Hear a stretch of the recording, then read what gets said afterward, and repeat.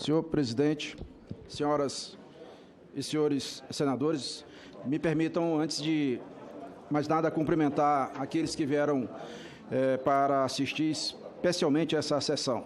Cumprimentar aqui o Décio Padilha, e os outros secretários de Estado da Fazenda, representando todos os estados. Décio Padilha, presidente do Concefaz.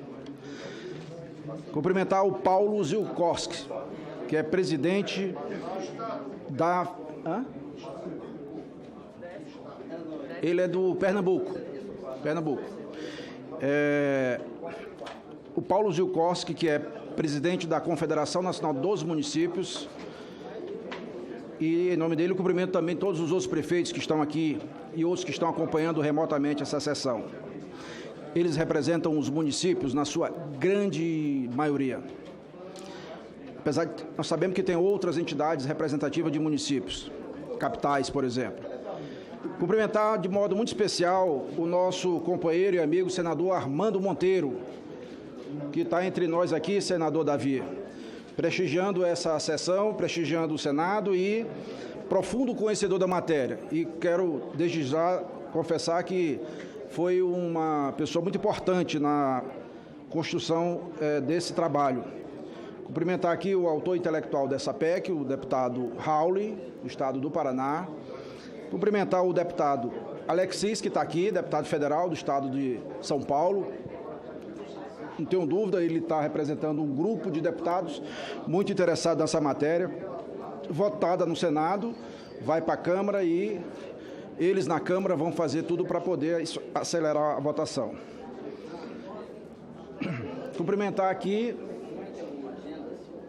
o Miguel Aburrabi, que é um empresário de Santa Catarina, que também veio aqui assistir essa sessão e é um daqueles brasileiros iluminados que está ajudando muito na questão do sistema eletrônico de crédito, de débito e crédito. Em relação à atualização do nosso relatório apresentado aqui há uns 15 dias atrás, antes do Carnaval, eu vou fazer aqui as considerações necessárias. Desde a apresentação da última versão deste relatório, no dia 23 de fevereiro deste ano, dezenas de emendas foram apresentadas pelos membros dessa comissão, algumas das quais foram acolhidas. Destaco que as alterações no relatório se restringiram à acolhida dessas emendas. Basicamente, trazem as seguintes inovações do substitutivo, ou seja, por parte do relator não foi alterado nada daquela apresentação. As alterações foram objeto de emendas apresentadas pelos senhores senadores. Ao acolher a emenda número 220, de autoria do senador Plínio Valério, o comando contido no parágrafo 2º recebeu redação mais direta, esclarecendo que o Estado do Amazonas participará da arrecadação do IBS, decorrente de operações interestaduais originadas na Zona Franca de Manaus, nos termos da lei complementar. Já as emendas 231 e 232, propostas pelo senador Fabiano Contarato, foram parcialmente acolhidas, na medida em que acrescentei ao inciso 3º do parágrafo 8º do artigo 156-A a possibilidade de a lei complementar prever o ressarcimento integral das despesas com IBS, realizada pela população de baixa renda. A redação anterior contemplava apenas a devolução parcial. O benefício, mais do que justo, poderá ser exercido de forma plena, eliminando a regressividade da tributação indireta. Também acolhi a emenda 233, da estimada senadora Mara Gabrilli, acrescentando ao inciso 4, ao parágrafo 1º do artigo 155, para prever a imunidade de ITCMD sobre doações e transmissões efetuadas em favor de organizações da sociedade civil ou de institutos de pesquisa científica sem fins lucrativos. O objetivo é não onerar a transferência de recursos para atividades socialmente meritórias, como atividade científica, tão carente de apoio em nosso país. Igualmente, acolhi a emenda número 258, de autoria do senador Jorginho Melo, incluindo no inciso 5º do parágrafo 3º do artigo 146 a possibilidade de recolhimento da CBS separadamente pelas empresas do Simples, e modificando o inciso 6º do artigo 3º, do parágrafo 3º do artigo 146, para possibilitar que as empresas do Simples possam transferir créditos de IBS e da CBS em montante equivalente ao cobrado por meio do regime unificado. Por meio dessa emenda, ainda se acrescentou ao parágrafo 21 do artigo 195, prevendo a possibilidade de lei da CBS instituir regimes especiais e favorecidos de tributação nos moldes do que já está previsto para o IBS.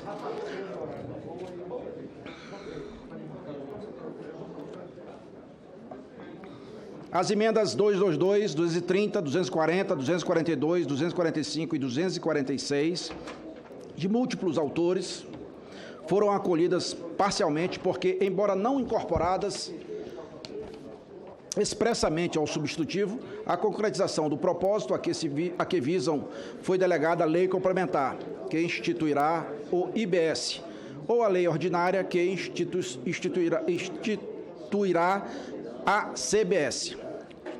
Por fim, foi feita uma correção de redação do artigo 92b, que o substitutivo acrescenta ao ato das disposições constitucionais transitórias o dispositivo mencionado equivocadamente, o artigo 90 do ADCT, quando o correto seria fazer remissão ao artigo 92. O voto, senhor presidente. Diante do exposto, voto pela aprovação da proposta de emenda à Constituição número 110 de 2019, com acatamento integral ou parcial das emendas de número 5, 7, 11, 13, 16, 17, 18, 20, 21, 22, 23, 24, 27, 31, 32, 36, 46, 53, 63, 71, 72, 73, 77, 84, 88, 91, 94, 99, 118, 119, 121, 122, 130, 132, 133, 135, 147, 150, 152, 158, 159, 162, 163, 165, 166, 168, 169, 182, 184, 188, 194, 197, 211, 215, 218, 219, 220, 222, 230, 231, 232, 233, 240, 242, 245, 246 e 248. E rejeição das demais emendas. Além da última emenda que chegou há pouco, que é da senadora Simone Tebet, emenda de número 250, que também será acatada. Dito isso, senhor presidente, se possível, antes de iniciar as discussões, eu peço a palavra para uma breve consideração.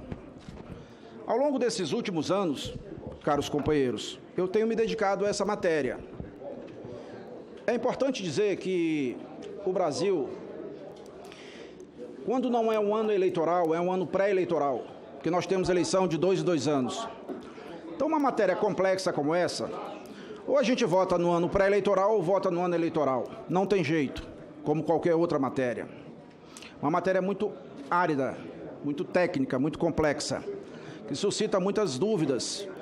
Eu mesmo, antes de iniciar os estudos nessa matéria, eu confesso a vocês que era absolutamente leigo em relação a esse assunto tributário.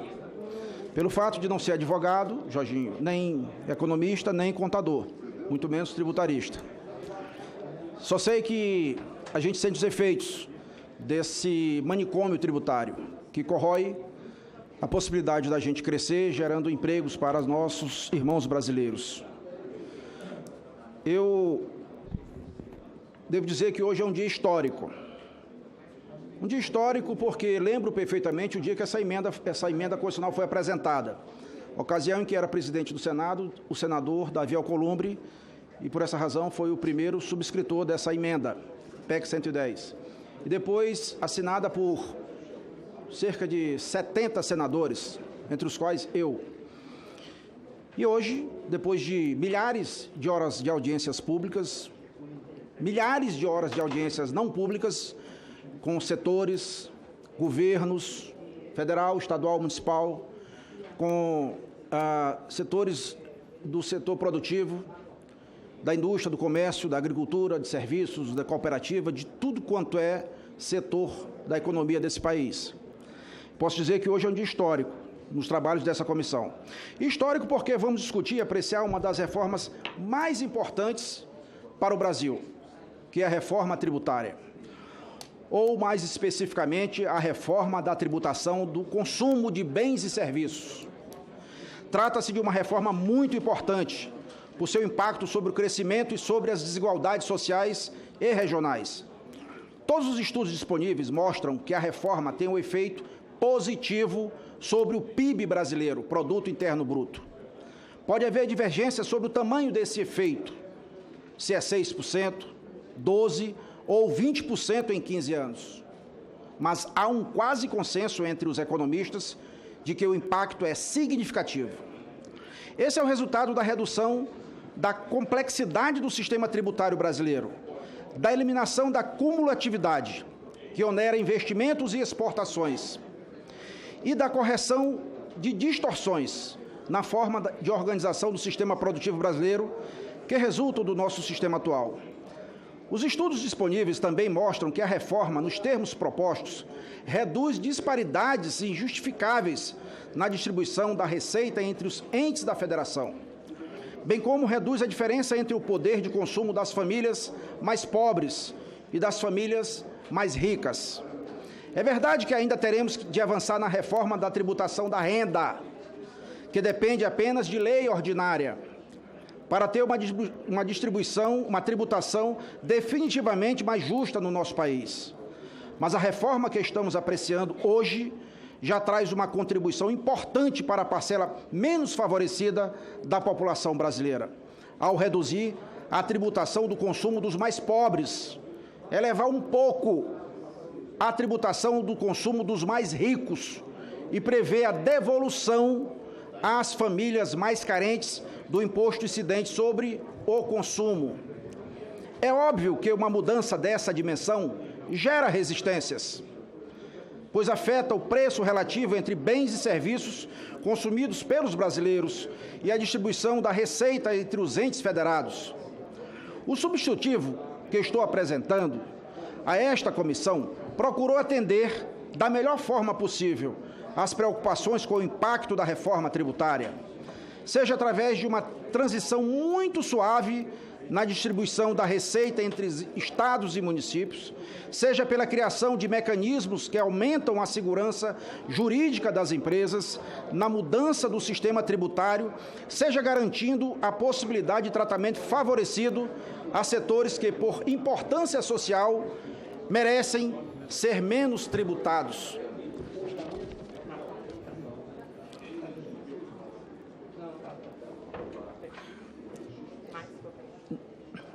No Brasil, infelizmente, ninguém aceita perder quaisquer vantagem, mesmo quando essas vantagens são injustificáveis, do ponto de vista social e econômico. Por isso é importante entender como o substitutivo, que hoje será aqui apreciado, equaciona as demandas que são justas, mas evita manter ou até mesmo aprofundar distorções existentes que não se coadunam com o ideal de um país justo e eficiente. Eu começo pela questão federativa.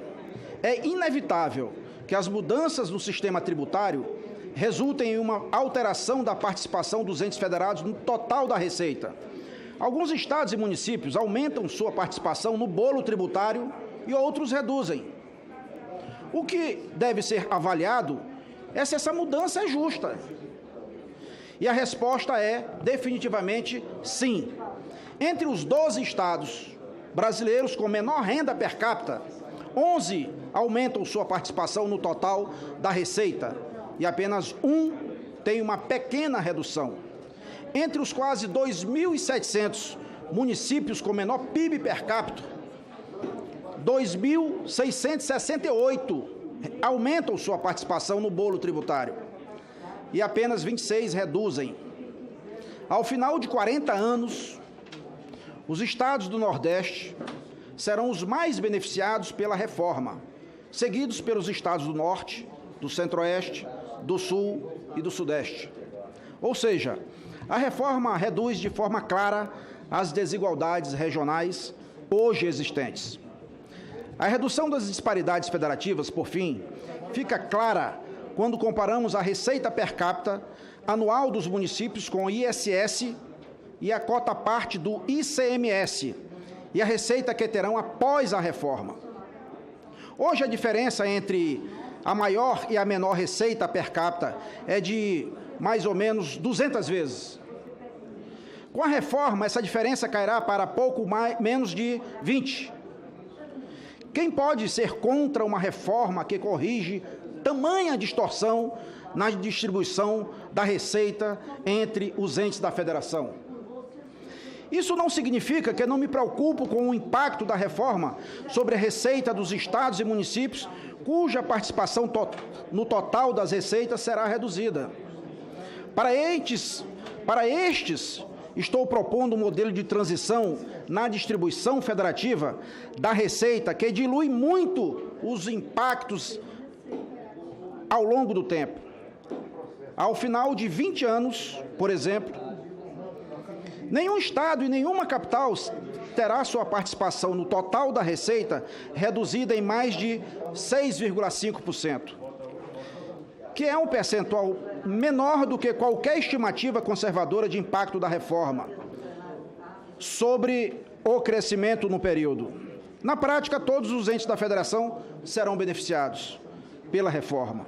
Uns mais, outros menos. É verdade, mas todos serão beneficiados.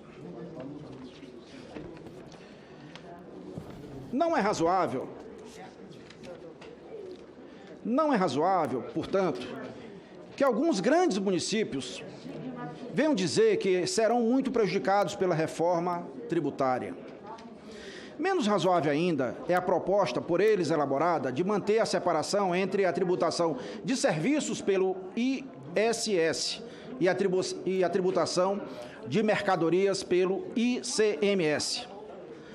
Há um consenso de que essa segmentação gera cumulatividade, contencioso e menor crescimento. Não é por outro motivo que o Brasil é, hoje, o último país relevante do mundo que tributa serviços separadamente de mercadorias. Podemos, como faço no meu substitutivo, adotar uma transição que seja muito suave, efetivamente benéfica para os grandes municípios. Não podemos aceitar um modelo em que o país cresça menos para atender o interesse injustificável de alguns municípios do país. Passo, então, à questão do impacto setorial da reforma tributária. Assim como na questão federativa, é inevitável que a reforma redistribua a carga tributária entre os setores da economia brasileira. Mas isso não representa o favorecimento de qualquer setor. Ao contrário, o que a reforma propõe é exatamente um tratamento homogêneo para todos os setores de nossa economia, o que não ocorre hoje. O resultado é um sistema mais simples e mais justo, pois hoje, no Brasil, tributamos menos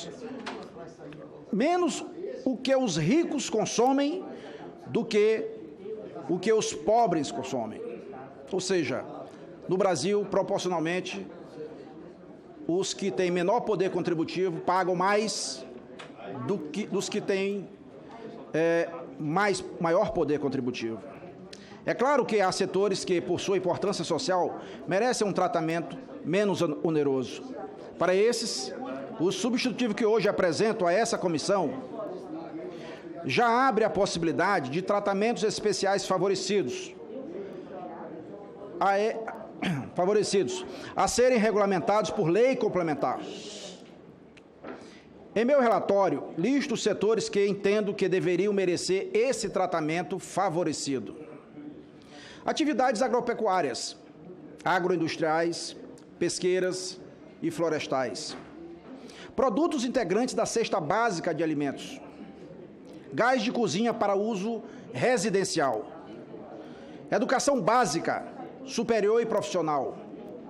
Saúde e medicamentos. Transporte público coletivo e regular de passageiros E aquisições realizadas por entidades beneficentes de assistência social, por exemplo. Sei que muitos perguntarão por que não defino esses setores em meu substitutivo. A resposta é simples. Porque a Constituição não é o lugar para fazê-lo. Nós estamos discutindo uma PEC, uma emenda constitucional. O nome lei complementar é exatamente para complementar o que a Constituição não cabe ter na Constituição, no texto constitucional. Exceto no caso das imunidades, não há hoje, no texto constitucional, qualquer referência a tratamento tributário favorecido para o setor X ou Y. Repito, exceto no caso das imunidades, não há hoje, no texto constitucional, qualquer referência a tratamento tributário favorecido para o setor X ou Y. Seria um precedente muito perigoso trazer as discussões setoriais para dentro da Constituição. Especialmente, companheiros, em um mundo de transformações como estamos vivendo. Um mundo em que estamos em processo de desmaterialização, cada dia mais digital. É como se há 10, 15 anos atrás, a gente estivesse propondo aqui, votando, por exemplo, um tratamento favorecido para CD e DVD. CD e DVD, a pretexto de estimular a cultura, a educação, etc. Aonde é que hoje a gente compra CD e DVD? Está tudo na nuvem. Então é evidente que a gente tem que ter cuidado ao tratar do texto constitucional. Adicionalmente, é preciso entender que há várias formas pelas quais é possível dar tratamento favorecido. O substitutivo abre, inclusive, a possibilidade de devolução do imposto às famílias que consumirem determinados bens e serviços.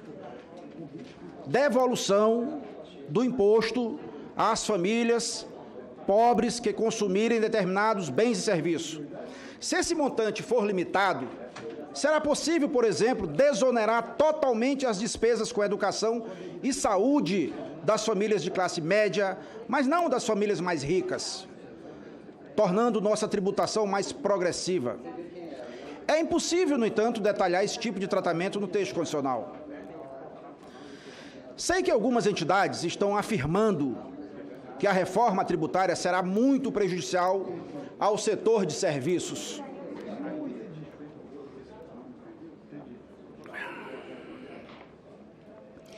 Isso não é verdade. Ao contrário, a maior parte do setor de serviço tende a ser beneficiado com a reforma. Esse é o caso da prestação de serviço a empresas, inclusive o transporte rodoviário de carga, que passará a dar crédito integral do imposto ao tomador do serviço, sendo totalmente desonerada, ao contrário do que ocorre hoje. É o caso também dos setores da telefonia celular, item importante da cesta de consumo das famílias mais pobres, cuja tributação será reduzida. Também não é verdade que o setor de serviços, que seria afetado pela reforma, representa 73% do PIB. Eu posso até admitir que o setor terciário tem 73% do PIB do Brasil. Sucede que dentro disso, nós temos administração pública, nós temos serviço das empresas para empresas, nós temos setor financeiro, setor de radiodifusão, o comércio, eles pagam ICMS. Eles já pagam ICMS. Aí, se você extrai isso, sobra 13% do PIB. Desses 13%, 89% está no Simples, que não é afetado em nada com essa reforma. E dá a opção para aquele que tem o Simples continuar no Simples ou ir para o sistema de crédito e débito.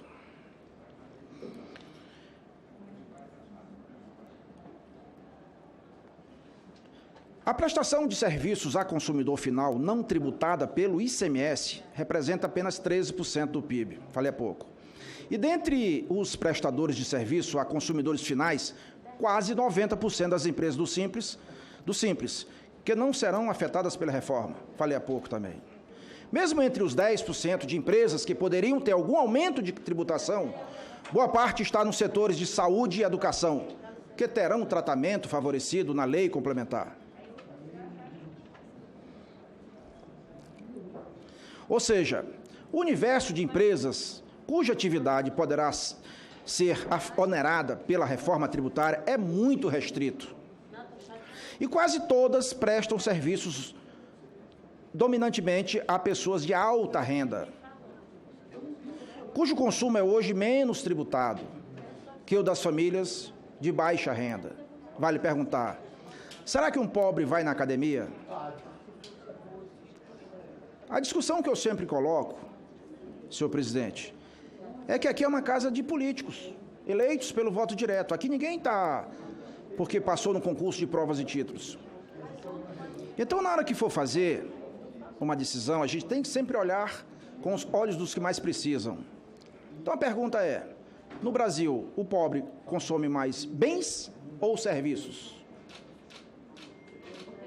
Óbvio que é bens. E a carga tributária de bens é quase o dobro da de serviços. Com a reforma, todos ganham. Aí o pobre vai ter o direito de sonhar com uma academia. De tal modo que vai impactar na economia, não tenho dúvida, essa reforma, mais até do que o Plano Real. E todo mundo vai ganhar.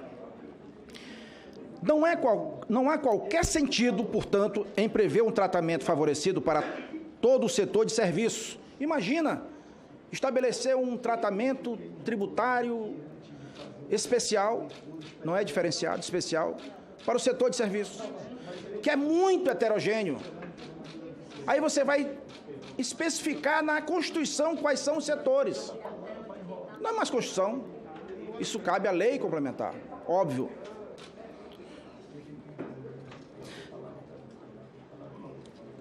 Não apenas porque ele não é necessário, mas também porque beneficiaria, sobretudo, os consumidores mais ricos. Faz menos sentido ainda limitar a alíquota incidente sobre o setor de serviços no texto constitucional, não apenas por conta de grande heterogeneidade dentro do setor, mas porque, ao fazê-lo, estaríamos tornando o sistema mais complexo, ampliando distorções que já são injustificáveis no sistema atual e favorecendo quem não precisa ser favorecido. No caso do agronegócio, que também está demandando tratamento específico, lembro que minha proposta é que o setor seja efetivamente contemplado na regulamentação dos regimes especiais e favorecidos, de modo a garantir que nenhum pequeno produtor seja prejudicado. Ao contrário, lembro que o setor do agronegócio tende a ser um dos mais beneficiados pela completa desoneração das exportações e dos investimentos, que resulta das mudanças que estão sendo propostos para o sistema tributário. Os tributos não recuperáveis, que hoje oneram o produtor rural na aquisição do diesel ou de trator, passarão a ser integralmente recuperáveis, desonerando de forma efetiva a cadeia de produção do setor. Sei também que há demandas na mudança de texto constitucional por parte das cooperativas, setor extremamente importante para a economia brasileira. Posso garantir que, com as mudanças propostas no sistema tributário e com o adequado tratamento tributário do ato cooperativo já previsto na Constituição, não há qualquer risco de os produtores cooperados serem prejudicados na concorrência com os demais produtores. É preciso muito cuidado com mudanças genéricas na forma como as cooperativas são tratadas no texto constitucional, pois o universo de cooperativas é amplo e heterogêneo, contemplando não apenas cooperativas de produção, mas também cooperativas de consumo, de trabalho, de crédito, entre outras.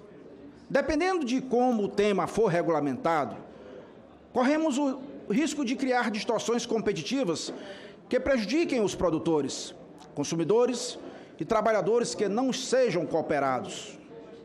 Por fim, gostaria de fazer alguns rápidos comentários sobre o impacto da reforma para as empresas do Simples Nacional tão bem cuidado pelo senador Jorginho Melo, entre outros. De um lado, essas empresas poderão optar por aderir ao regime total de crédito e débito do IBS e da CBS, recuperando integralmente os créditos em suas aquisições e transferindo integralmente o crédito na venda de seus produtos e serviços. De outro lado, estamos acatando uma emenda permitindo que mesmo as empresas que não fizerem a opção possam transferir créditos do IBS e da CBS em suas vendas, o que hoje é vedado para o IPI e permitido apenas para alguns estados para o ICMS. Muito obrigado ao senador Jorginho Melo, com o qual ontem fizemos um longo e produtivo debate e que resultou na melhora do texto, junto com o SEBRAE. Finalizo, senhor presidente, senhoras e senhores senadores. Finalizo reforçando que não haverá setor prejudicado pela reforma tributária. Em uma boa tributação do consumo, como aqui está sendo proposta, quem efetivamente paga o tributo é o consumidor, não é a empresa. Nós não estamos fazendo uma reforma tributária para o segmento empresarial A, B ou C, governo A, B ou C. Empresa não paga imposto. Quem paga imposto é o contribuinte. Quando você aumenta o imposto, ele vai para o preço.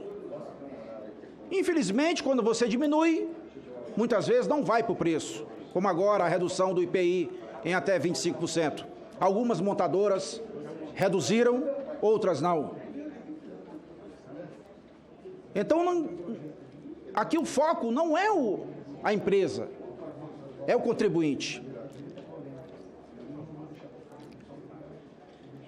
É verdade que há alguma oneração adicional do consumo das pessoas, das famílias mais ricas, e uma desoneração do consumo das famílias mais pobres. Mas essa é uma boa característica da reforma. Por exemplo, em alguns estados, como no meu, os senadores do Maranhão aqui sabem disso, o governo do estado toma moto e carro, toma e vende de pessoas pobres que não têm condição de pagar IPVA. Alguém já viu tomar um helicóptero? Alguém já viu tomar um jatinho? Ou um iate? Não. Será que o governador é coração duro? Não, é porque no Brasil não paga IPVA, iate, jatinho e helicóptero. Mas no texto condicional que a gente apresenta, vai passar a pagar. Vai passar a pagar. E olha que a minha família tem. Então não estou fazendo para mim, nem para ninguém que está aqui nessa sala. A gente está fazendo para aqueles que mais precisam. Mesmo setores cujo consumo eventualmente venha a ser mais tributado do que hoje, serão beneficiados pelo maior crescimento da economia e da renda das famílias. O que temos de decidir aqui hoje, na Comissão de Constituição e Justiça do Senado, é se queremos uma reforma que faça o país crescer mais e que reduza as desigualdades sociais e regionais, escrito como letra morta da nossa Constituição, que completou recentemente 30 anos, nunca conseguiu reduzir as desigualdades, ao contrário, ampliou. Ou se queremos manter as características de um sistema injusto e que impede que a economia brasileira se desenvolva. A princípio, e em princípio, era o que tinha a dizer, senhor presidente.